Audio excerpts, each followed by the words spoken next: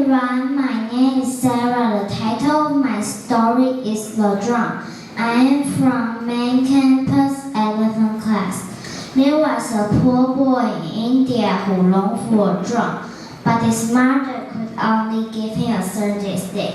He decided to take everything he saw instead. Soon, he noticed a neighbor struggling to light her stove, so he offered the stick as fuel. In return, she baked him a roti. Next, he gave a bread to a hungry baby, receiving water and cents. Later, he used a jar to help a thirsty child, who rewarded him with a horse. Then the boy gave a horse to a groom who needed it for his wedding. Pumpkin joined musician who presented him with a beautiful drum. He discovered that kindness always returns in an unexpected way. Thank you for listening and have a nice day.